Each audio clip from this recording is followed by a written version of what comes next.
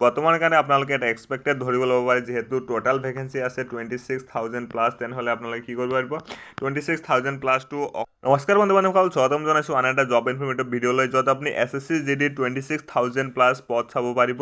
তাত অসমৰ কিমান ভেকেন্সি থাকিব লগতে আপুনি এপ্লাই কেনেকৈ কৰিব সম্পূৰ্ণ প্ৰচেছটো এই ভিডিঅ'ত মই আপোনাক জনাই দিম প্ৰথমতে গুগল ক্ৰমত আহি আপোনালোকে কি কৰিব লাগে SSC যেটো অফিচিয়েল ৱেবছাইট ssc.nic.in হেতুত আপুনি গুচি যাব যোৱাৰ লগে লগে যেহেতু এতিয়া ফৰ্ম ষ্টাৰ্ট হৈ গৈছে সকলোৱে অনলাইন কৰি আছে এইকাৰণে যেটো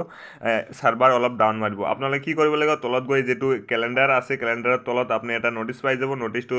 24 নৱেম্বৰৰ হয় মানে যেতিয়া হেৰি ওলাইছিল আমাৰ ফৰ্ম ওলাইছিল তেতিয়াৰে নোটিছ হয় ভিডিঅ'টোৰ মাজতে মই আপোনালোকে ইনফৰমেশ্যন দিব বিচাৰিছোঁ যদিহে আপোনালোকে আসাম পুলিচ নাইবা SSC GD Assam direct recruitment 2.0 বা APDCL PNRD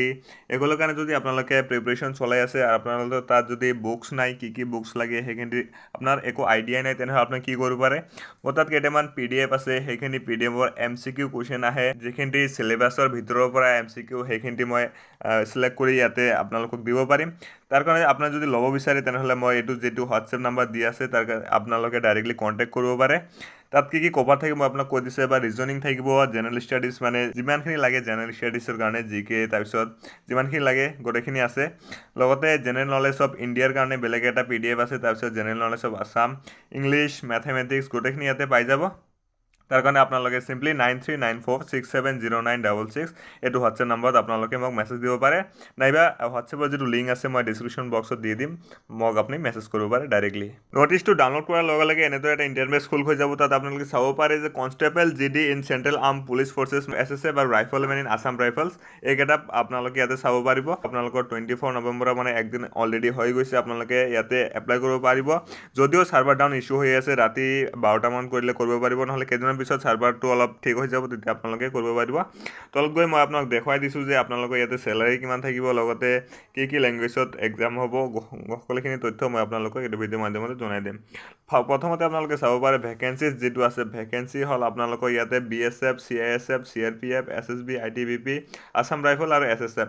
এইবাৰ NIA যেটো পোষ্ট আছে তো এইবাৰ দিয়া নাই কাৰণ NIA কোনো ধৰণৰ ভেকেন্সি হয়তো খালি নাই সেইকাৰণে SSF দিছে কিন্তু NIA দিয়া নাই মই আপোনালোক দেখাই দিছো CISF ত হাইয়েষ্ট নাম্বাৰ অফ ভেকেন্সিজ আছে গ্ৰান্ড টোটাল 11,000 আছে মানে গ্ৰান্ড টোটাল CISF ৰ যেটো এটো আছে আপোনাৰ 11,000 আৰু গোটেইকেইটা পোষ্ট মানে গোটেইকেইটা ফোৰ্স মিলাই আপোনালোকৰ 26,146 আপোনালোকে ইয়াতে ভেকেন্সি চাব পাৰিব লগতে মই আপোনাক দেখাই দিছো যে কোনটো ক্যাটাগৰীৰ কাৰণে কিমানখিনি ৰিজাৰ্ভেশন আছে আপোনালোকে ইয়াতে চাব পাৰে যে ST SC OBC EWS আৰু UR মানে আনৰিজাৰ্ভ ক্যাটাগৰীৰ কাৰণে কিমানখিনি ভেকেন্সি ৰিজাৰ্ভ হৈ আছে অলপ তলত গৈ আপোনালোকে চাব পাৰিব যে ইয়াতে nationality কি eligibility criteria age limit গোটেইখিনি ইয়াতে আপোনালোকে চাব পাৰিব age limit যেটো জেনাৰেল ক্যান্ডিডেটৰ কাৰণে 18 ৰ পৰা 23 ইয়াৰ্স লৈকে হয় আৰু SC SC OBC ৰ কাৰণে আপোনালোকে চাব পাৰে 5 ইয়াৰ্স 3 ইয়াৰ্স CRC ৰিলেক্সেশন পোৱা যায় লগতে অলপ তলত স্ক্ৰল কৰিলে আপোনালোকে চাব পাৰিব যে ইয়াতে এক্সাম কি ল্যাঙ্গুৱেজত হ'ব এক্সামটো মই আপোনালোকক দেখাই দি আছো এক্সাম হ'ব অসমীয়া ল্যাঙ্গুৱেজতো এক্সাম হ'ব লগতে বাংলা তিনটা ল্যাঙ্গুৱেজত আপোনালোকৰ ইয়াতে এক্সাম হ'ব এটা কথা হয় যে অসমৰ কাৰণে কিমানখিনি পোষ্ট ৰিজাৰ্ভেশন থাকিব অসমৰ কাৰণে আমাৰ পোষ্ট ৰিজাৰ্ভেশন যদি চাব যায় পোষ্ট ৰিজাৰ্ভেশনৰ যেটো অফিচিয়েল নোটিছ আছে নোটিছটো এতিয়ালৈকে আহা নাই পোষ্ট ৰিজাৰ্ভেশন ষ্টেট ওয়াইজ যেটো ভেকেন্সি থাকে ভেকেন্সিটো কেইদিনমান পিছত আহিব আপোনালোকে কেইদিনমান পিছত অফিচিয়েল ৱেবছাইট যেটো ssc.nic.in অফিচিয়েল ৱেবছাইটটোত আপোনালোকে চাব পাৰিব বৰ্তমান কাৰণে আপোনালোকে এটা এক্সপেক্টেড ধৰিব ল'ব পাৰে যেহেতু টোটাল ভেকেন্সি আছে 26,000 প্লাছ তেনেহ'লে আপোনালোকে কি কৰিব পাৰিব 26,000 প্লাছ টু অসমৰ কাৰণে যদি আপোনালোকে এটা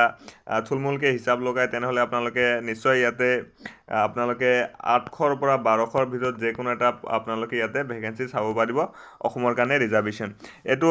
খাটাং যে হেতু ক'ব নোৱাৰি কিয়নো অফিচিয়েল নোটিফিকেশনটো এতিয়ালৈকে আহা নাই অফিচিয়েল নোটিফিকেশনটো